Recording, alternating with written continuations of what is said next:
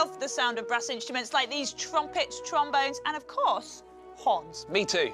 Now, this music is called Horn Concerto No. 4 by Mozart. Do you think it might be twice as good as his Concerto No. 2? I don't know, but I do think we should probably find out how brass instruments work. Oh. Yeah, so do I.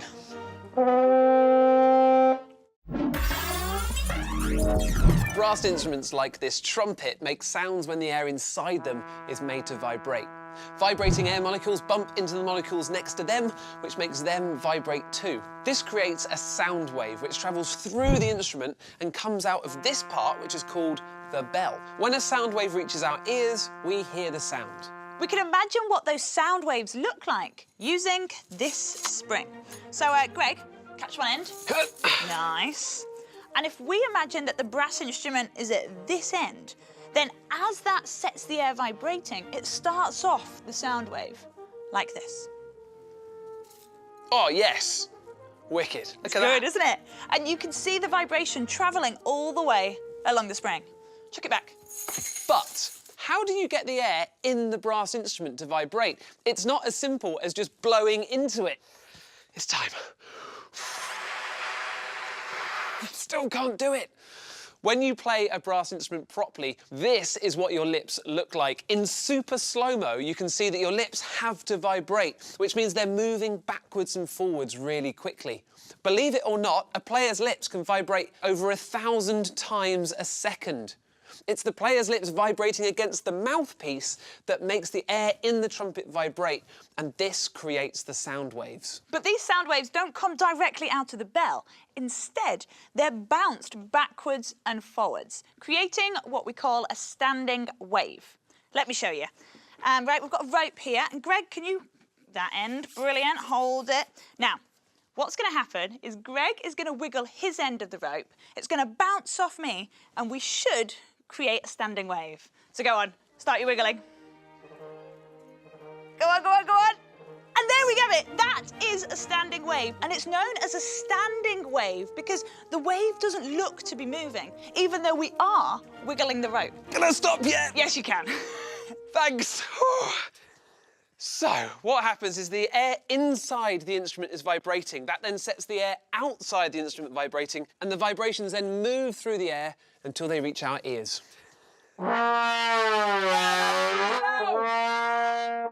It is, isn't it? Yeah, loud. And it is loud because how loud something is, its volume, depends on the size of the vibrations that make up the sound waves. So if I blow hard with more energy, I make bigger vibrations. No. And that produces a louder sound. If I can make my lips vibrate more gently, I make smaller vibrations with less energy. So the sound is softer, like this.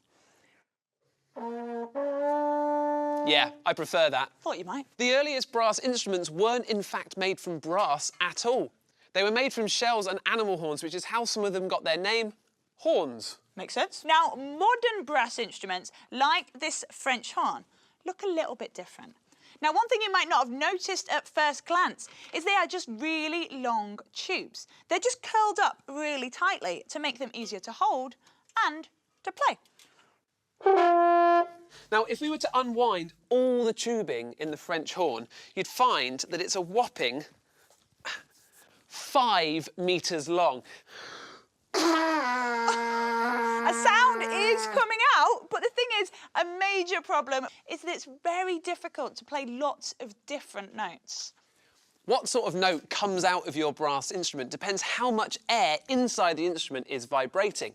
When lots of air vibrates, it tends to vibrate more slowly, making a lower note. Less air vibrates faster, and we hear a higher pitched note. Now, to prove this, I've put 3 metal tubes inside these 3 bottles of coloured water. In this bottle, there's a lot of water. In this one, not so much. And in this one, even less. This means there's more air in this tube, less air in this one, and even less in this third one. So if I blow across the tube with the most air in it, this one, I should make the low note. But if I blow across the tube with the least air in it, this one, I should get a higher note. Should.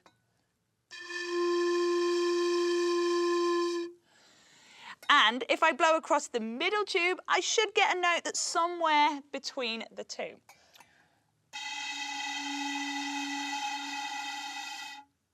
It worked! It does work, but the trick is to be able to quickly change the amount of air that's vibrating in your instrument. There are several ways to do that on brass instruments. Now, one way is to use something called a slide, and this is how a trombone works. If I stretch the slide out as far as I can, it makes the tube of air longer, and that means a lower pitched note. But if I pull it back as far as it will go, then the tube of air gets shorter, which gives a higher pitched note. See? Lovely, yes. Now, different positions on the slide make different lengths of air, which make lots of different notes. Okay, I get it. Another way of changing the amount of air that's vibrating is to use something called a valve. On an instrument like the trumpet, the player can press 3 valves. This is how you play the note C. And to make a higher note like D, you do this. Pressing the valves means there's less air vibrating, and that makes the note higher. Brilliant! Another brass instrument is called a bugle, and it has no valves at all. And you can make one from some ordinary plastic piping. So while I finish this off, Greg, what else have you found out about brass instruments? Well, they're not all made of brass. The shofar is a Jewish instrument made from the horn of a sheep. It dates back thousands of years and is still used in synagogues all over the world. How's your bugle getting on, Fran? I'm almost there, and this is what you do. You take a length of really clean hosepipe, about 1 metre long, and you've got to wind it round twice, like this.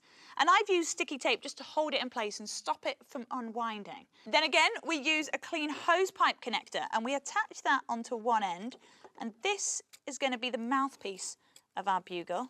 And you just screw that into place like that. Gotcha. And at the other end, you use a funnel, and that is the bell. Easy. Yep, and then you're all done. It's a bugle. That's surprisingly good. It's good, isn't it? Yeah. And I've built you one so we can take our place in the orchestra and jam along with Mozart's Horn Concerto No. 4. I'd love to.